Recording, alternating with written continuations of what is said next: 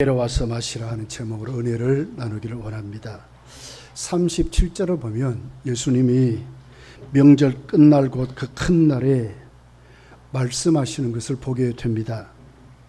이게 명절은 초막절을 말하고 있습니다.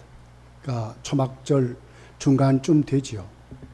그때에 예수님은 성전에 올라가셔서 목마름에 대한, 누구든지 목마르거든 내게로 와서 마시라, 한 목마름에 대한 말씀을 하시면서도 이 말씀은 예수님이 우리 인간의 실존을 향해서 하시는 말씀이라고 생각해 볼 수 있습니다.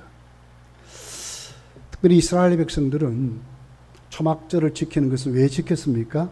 40년 동안 하나님이 광야를 살게 하셨지만은 그들을 인도하시고 먹이고 입히시고, 그리고 가나안 땅에 들어갔을 때에 결실을 있게 하셔서 모든 것이 하나님의 인도하셨습니다.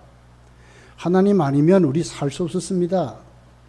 지금까지 하나님 우리에게 복을 주셨습니다 하는 것으로 감사하는 그런 절기로 초막절을 지키는 것을 봐요. 레위기 23장 43절이 이렇게 기록해요. 이는 내가 이스라엘 자손을 애굽 땅에서 인도하여 내던 때에 초막에 거주하게 한 줄을 너희 대대로 알게 함이라. 나는 너희의 하나님 여호와라. 하나님이 광야 생활을 잘 거치게 하고 오늘을 있게 하신 하나님, 그 하나님을 대대손손이 알게 하려고 초막절을 지키겠다는 거예요. 그러면서도 여러분이 초막절에 특별히 거국적으로 그들이 함께 하는 게 있어요. 그것이 뭐냐? 오늘 37절에 예수님이 이렇게 말씀해요. 누구든지 목마르거든 물에 대한 것입니다. 초막절에 여러 가지 제물도 드렸지만 특별히 온 백성이 모여서 실로암 못에 가서 황금 주전자로 물을 길러서 하나님 성전에 붓는 거예요. 그렇게 해서 그들이 40년 동안 광야 살 때에 그 300만 명 되는 그들이 어떻게 먹고 마셨습니까? 어떻게 그들이 물을 마셨습니까? 광야죠, 광야. 그런데 거기에 반석에 하나님이 쳐서 모세로 하여금 물을 내게 하심으로 마시게 하셨다는 거예요. 그런데 한 번으로 끝났습니까? 오늘 마시면 또 내일 마셔야 돼요. 여기에 대한 비유입니다. 40년을 그러고 살았습니다. 인생이 그렇다는 거예요. 인생이 누구냐? 우리가 그러고 산다는 거예요. 헐떡거리고 다 가진 것 같지만 가짐에 만족하지 못한 존재. 그래서 예수님은 오늘 이 말씀은 비유로 하는 거예요.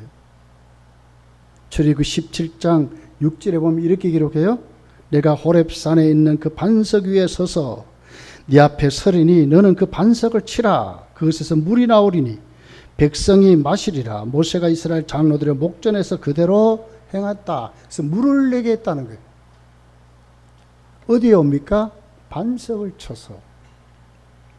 고린도전서는 이 반석을 예수님으로 비유를 해요.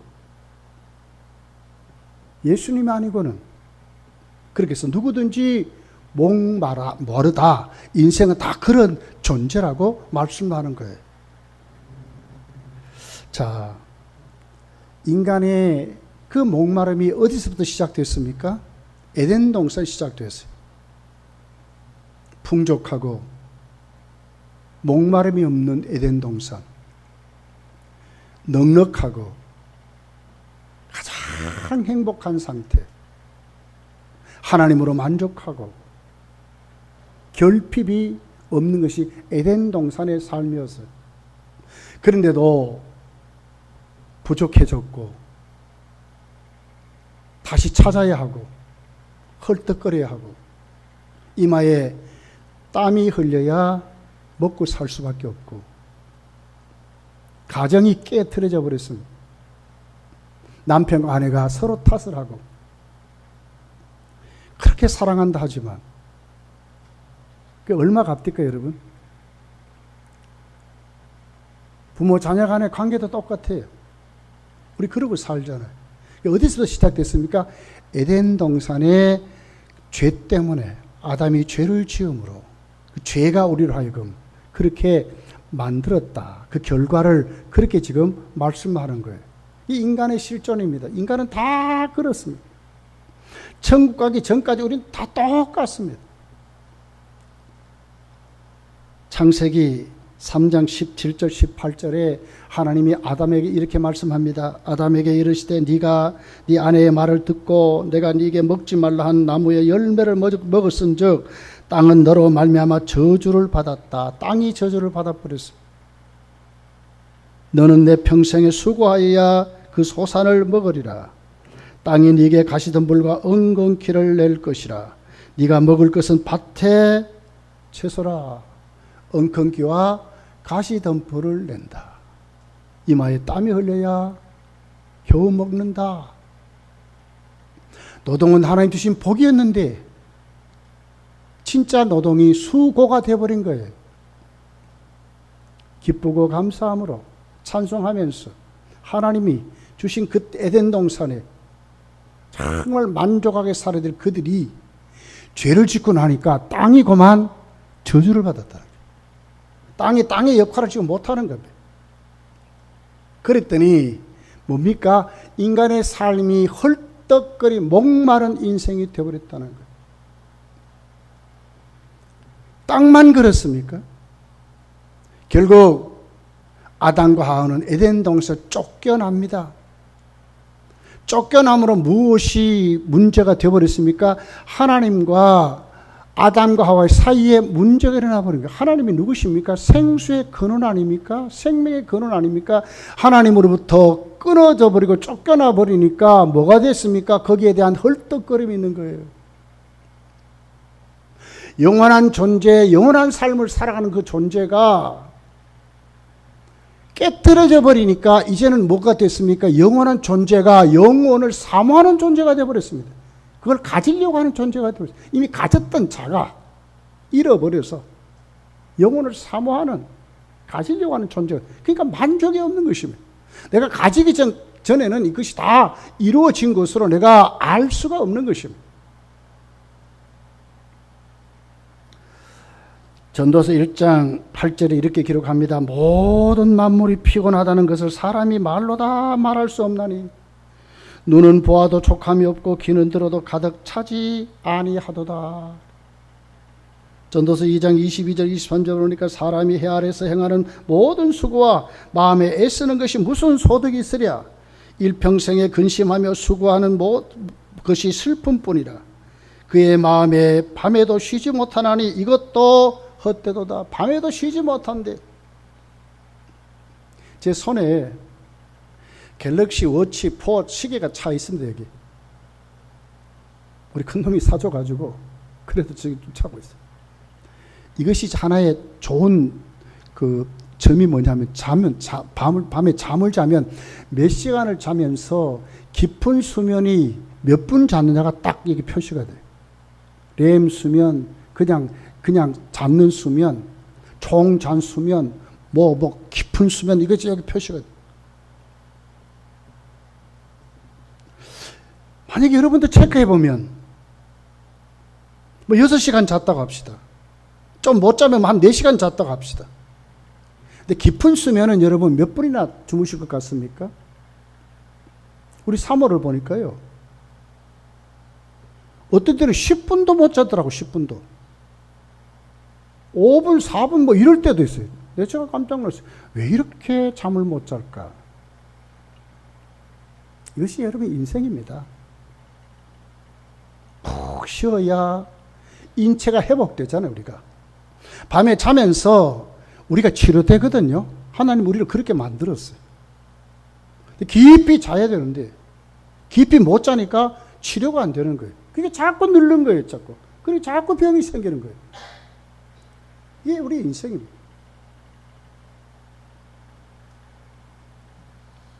일평생에 근심하며 수고하는 것이 슬픔뿐이라. 그의 밤에도 쉬지 못하나니 이것도 헛되도다. 밤에도 쉬지 못, 이것도 헛되도다. 이거 인생이라는 거예요. 다윗은 죄를 짓고 난 다음에 하나님께 애통하며 기도해요. 시편 25편 16절 17절에 보면 주여 나는 외롭고 괴로우리 내게 돌이키사 나에게 은혜를 베풀소서. 내 마음에 근심이 많사오나 오니 나를 고난에서 끌어내소서. 다윗이 무엇이 부족합니까 여러분? 그런데 다윗이 괴로운 거예요. 이게 인생이라고 지금 말씀하는 거예요. 예레미야는 이스라엘 백성들이 망한답니다. 나라가 망한답니다. 왜 망하느냐? 두 가지 죄 때문에 망한대요. 예레미야 2장 13절에 보니까 내 백성이 두 가지 악을 행하였나니 곧 그들이 생수의 근원되는 나를 버린 것과 생수의 근원이 누구라고요? 하나님 아버지래. 하나님이 우리의 생수의 근원이래. 생명이라고 말하는 거예요. 근데 버려버렸대. 그러면 살아남겠습니까 여러분? 스스로 웅덩이를 판 것인데 그것은 그물을 가두지 못할 터진 웅덩이라 그랬어요. 인간이 그렇다는 거예요. 여기에 대한 해결책을 예수님 지금 뭐라고 합니까? 내게로 오라 이렇게 말씀하셨어요. 37절에 보니까 내게로 와서 마시라 그래요. 38절에 보니까 나를 믿는 자는 성경 이름같이 그 배에서 생수의 강이 흘러나오리라 하시니 그랬거든요. 인간의 이 실존인 헐떡거리고 목마른 인생 어디에서 해결을 받습니까? 예수께로 오라는 거예요. 내게로 와서 마시라 그래서. 왜? 주님이 생수의 근원이래. 누구든지 목마르거든. 해답이 누구예요? 예수 그리스도이심을 우리에게 말씀해요. 이사야 55장 1절에 보면 이렇게 기록합니다. 오라 너희 목마른 자들아 물로 나오라 돈 없는 자도 오라 너희는 와서 사 먹되 돈 없이 값 없이 와서 포도주와 젖을 사라고 말합니다. 오라 오라 오라 그래서 예수님 마태복음 28장 28절에 보면 11장 28절에 보면 수고하고 무거운 짐진 자들아 다 내게로 오라 내가 너희를 쉬게 하리라. 예수께로 오라 내가 너희를 쉬게 하리라고 말씀하셨어요. 오늘 본문 38절에 보니까 성경의 이름같이 그래서 이 말씀이 무엇을 얘기합니까? 구약 성경을 말하거든요.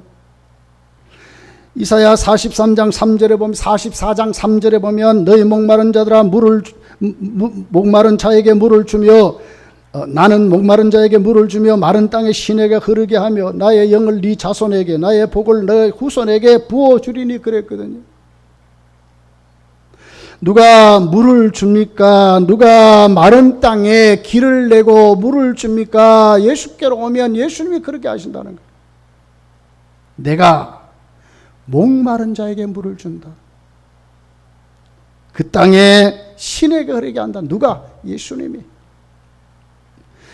이사야 58장 11절에 보니까 여호와가 너를 항상 인도하여 메마른 곳에서도 네 영혼을 만족케 하며 네 뼈를 공고하게 하리니 너는 물된 동산 같겠고 물이 끊어지지 아니하는 샘 같을 것이다. 물된 동산 같아. 끊어지지 않는.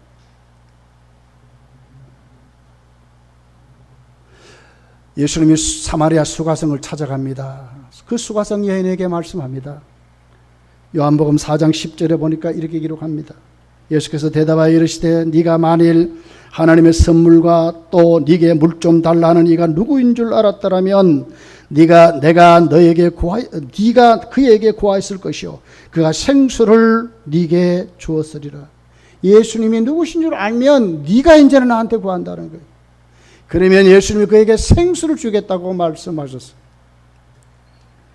13절에 보니까 예수께서 대답하여 이르시되 이 물을 마시는 자마다 다시 목마르거니와 인공적인 물, 자연적인 물, 우물, 샘물은 먹으면 그 다음날 또 마셔야 돼. 그러지만 내가 주는 물을 마시는 자는 영원히 목마르지 아니하리니 내가 주는 물은 그 속에서 영생하도록 솟아나는 샘물이 되리라. 누가 치료자입니까?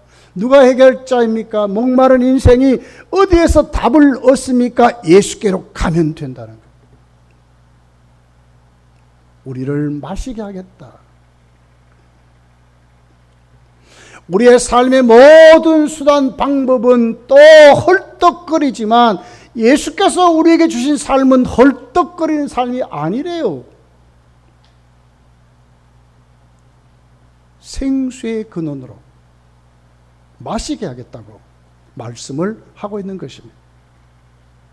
그러면 여러분, 오늘 본문이 말하는 이 생수의 근원, 예수님이 마시겠다는 그 물이 무엇을 말합니까?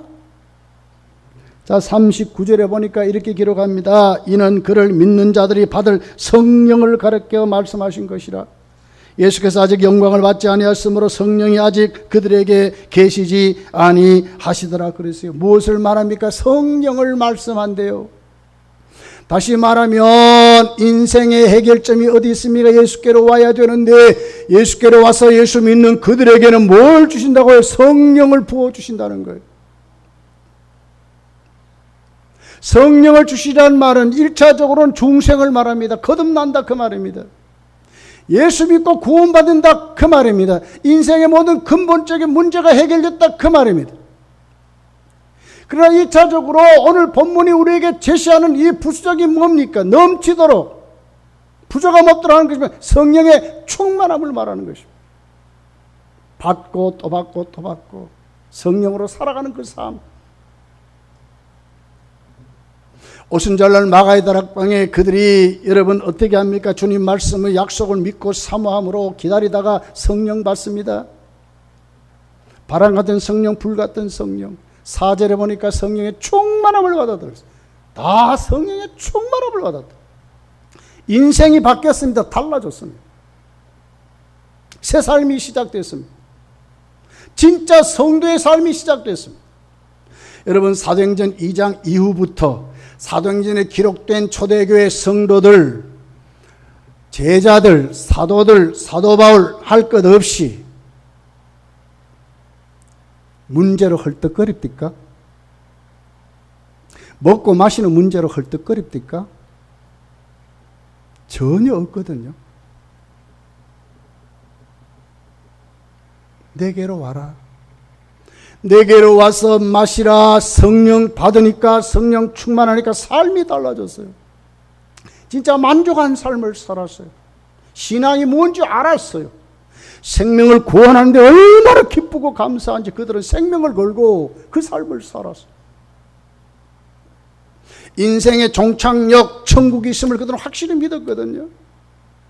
심은 대로 거두게 하신 하나님의 역사를 그들은 확실히 믿었거든요. 어둠의 세력, 세상의 악한 귀신의 세력을 예수 이름으로 이기고 살았거든요. 핍박이 그들을 얽어맬 수 있었습니까? 매가 그들을 얽어맬 수 있었습니까? 궁핍이 그들을 얽어맬 수 있었습니까? 아무것도 그들을 얽어맬 수 없었어요. 성령 충만한 모습들이. 여러분, 우리 교회는 이제 다음 주일 오후 예배부터 심령 부흥회를 합니다. 이름 그대로 심령 부흥회입니다. 우리 심령이 살아나자 그 말입니다. 은혜 받아야 성도는 우리의 실전을 똑바로 치료받고 살아가는 하나님의 사람이 되는 것입니다. 중생한 자는 반드시 충만해져야 하는 것입니다. 예수님 말씀하죠. 내게로 와서 마시라. 여러분, 한 주간 기도하면서 사모하는 마음을 가지고 우리 교회와 한국교회가 다시 일어나도록, 특별히 우리 교회가 다시 일어나도록, 주일학교부터 온 교회, 온 성도들이 다시 힘을 얻도록, 다시 일어나도록, 목마른 인생이 해결되는 성령 충만한 삶으로 일어나도록 사모하는 마음 가지고 은혜 받으시기를 예수 축복합니다. 아모스서 8장 11절을 보니까 이렇게 기록해요. 주 여호와의 말씀이니라. 보라, 날이 이를지라 내가 기근을 땅에 보내리니 양식이 없어 주림이 아니요 아니며 물이 없어 가람이 아니요 여호와의 말씀을 듣지 못할 기갈이라. 기갈이라 그랬어요. 전환한 적 없어서 못 듣습니까? 아니거든요. 심령이 강팍해짐으로, 하나님 말씀을 사모하지 않으므로, 너무나 세상에 취하다 보니까 하나님 말씀이 있는데도 못 듣는 거예요. 깨닫지 못하는 거예요. 심각성을 가지지 못하는 거예요. 하나님 말씀을 듣지 못해서 기갈한다 그랬어요. 마지막 때의 모습입니다. 여러분 깨어 일어나시기를 예수님 축복합니다. 심령 부흥이 일어나야 돼요. 에스겔서 47장 9절 12절에 이렇게 기록합니다. 이 강물이 이르는 곳마다 번성하는 모든 생물이 살고 또 고기가 심히 많으리니 이 물이 들어감으로 바닷물이 되살아나겠고 이 강이 이르는 각처의 모든 것이 살 것이며 강 좌우가에는 각종 먹을 과실나무가 자라서 그 잎이 시들지 아니하며 열매가 끊이지 아니하고 달마다 새 열매를 맺으리니 이 물이 성소를 통하여 나옴이라. 그 열매는 먹을만 하고 그 잎사귀는 약재료가 되리라. 이 물이 어디서 나온다고요? 성소에서 나온대요. 교회에서 나온다. 성도들의 물에서 나온다. 성령의 역사를 말하는 거예요. 성령의 역사가 일어나면 살아난다는 거예요. 살아난다는 거예요. 그것이 살아난다는 거예요. 심령이 살고 삶이 살고 가정이 살고 교회가 살고, 이런 역사를 여러분 우리 교회에서부터 다시 시작되기를 예수님 축복합니다. 마지막 때입니다. 여러분 은혜를 사모해야 합니다. 심령이 하나님께 정말 부응하는 그런 은혜가 우리에게 있어야 할 것입니다. 누구든지 목마르거든 내게로 와서 마시라. 꼭 말씀을 사모하고 정말 믿는 자로 세워져서 성령 충만을 받으시기를 이번 집회를 통해서 우리 여러분 강사 목사님 위해서 기도하시고 우리가 준비된 심령으로 말씀을 받도록, 그래서 우리 교회가 더 새로워지는 은혜가 일어나도록 여러분 기도하면서 큰 은혜 속에 다시 일어나기를 예수님 축복합니다. 우리 기도하겠습니다.